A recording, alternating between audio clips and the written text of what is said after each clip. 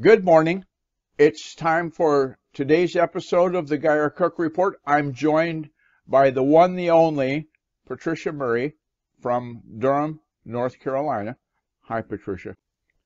Well, the audio is off for Patricia because I oopsed it. I made a boo-boo with Screencast-O-Matic. You have to designate to record the computer audio, and I neglected to do that. So the instances where we're in a conversation and it seems like her audio isn't working, it was working. Yours truly did it wrong, but we'll get better with time. It's just like wine. Yes, right. Because we're only 69% of our listeners. I was just telling Patricia that only 69% of the listeners of the Geyer Cook Report are in the US of A. There's people all over the world. England, Ireland, welcome you all. Thanks for joining us. Makes it happen. And the other thing that makes it happen, if this is your first time, the GeyerCookReport.podbean.com will make it look like that. You'll get to that link. That is where the link is going to be for the YouTube video. Once we get the edit done, it'll say, look down here. See where it says link for today's episode of the Geyer Cook Report? Well, once it's on YouTube, that link will work. Okay? Then lower than that, down in this area, they'll put in the audio. Once I get the audio edited and uploaded, it'll be there.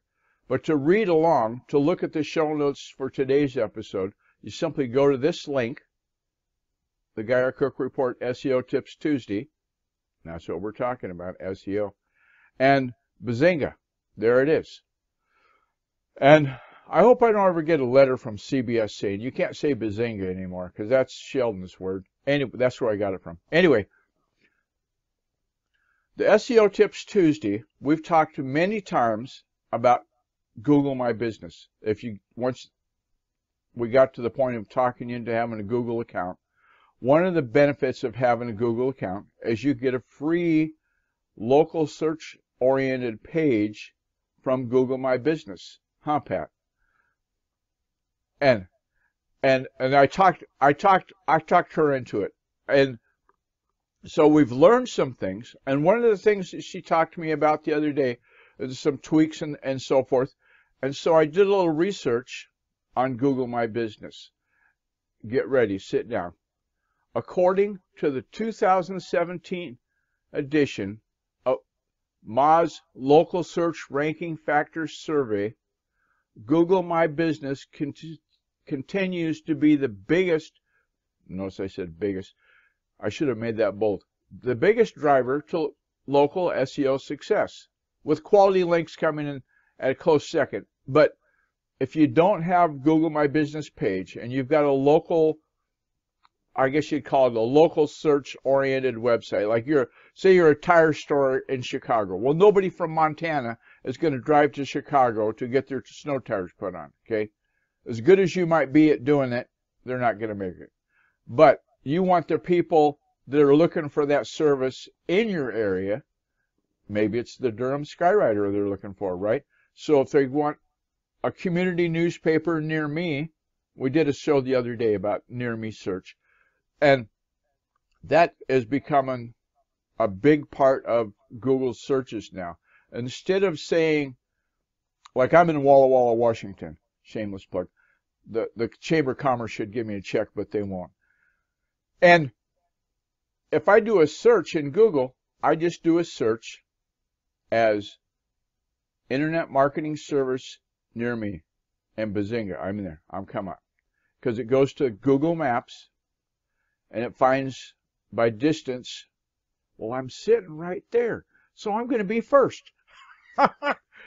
So you can add posts, you can add pictures, and when we talked about it the other day, put it on your dance card, the things to see and do, at least once a week, add a post, add something new, some like awareness that you've achieved about the local area. Maybe they're working on the chuck holes in your town, and you want to say, hey, hats off to the city streets department, they're fixing our roads. So the episode that we've done previous to this is linked also in the show notes. That link right there from January 9th We also talked there about how to go through the process of getting it set up, getting your business claimed, and going through that little dance. So Google My Business, I think we'll add it to the things to do.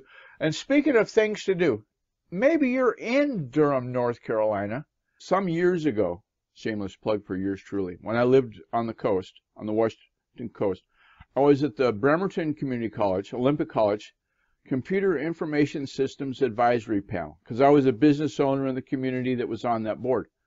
So we had a meeting one day, and I walked in, and I said, you know, the school newspaper where you're teaching people how to be journalists in 2000, this is probably like 2012, years ago, not that long ago, doesn't have a website. How can they be competing for a job in today's market and not have computer skills? Because if they go to the Seattle Times and say, hey, I want to be a reporter, they're going to have to know how to do posting of their article onto the blog or whatever, because digital is so much a part of it. Just like your videos are so much a part of the media now, that's what they're going to have to do. Anyway, we're digressing. When you go to the show notes, the other thing I got to talk about, see that blue badge right there, Pat? That's the Get Notifications link. If you click on that, every time that the blog is updated, you'll get a push crew notice, hey, there's a new article in the notes, and then you can do with that as you choose. So at this point, Patricia asked, if you make an edit to the post, will a new push be delivered? A new edit, new push delivered. That's a good question. I don't know. I'm assuming it would, because there'd be a new date. If you change the date of publication for the post, like today's date was February 6th, and I published a little bit after midnight. But if I change it to, I published at 2 p.m. when I spelled Murray wrong, for instance, or something like that, then they would have to do it again, because it's all scripted. All the computer knows is what you tell it. Computers, they know what you tell them to save, and they can add. That's as glorious as they are. I hate to burst the bubble of some users, but that's basically the bottom line. That's it. That's their whole gig. So take a look at our show notes.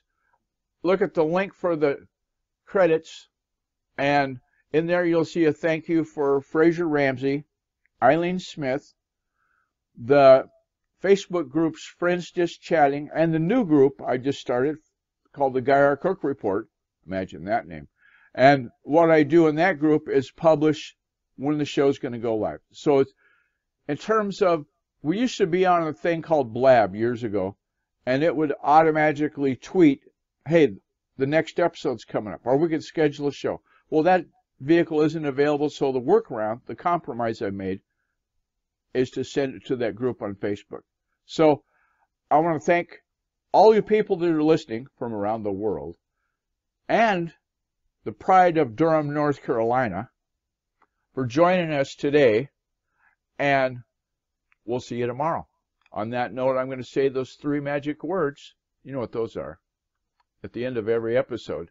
That's right. It's a wrap.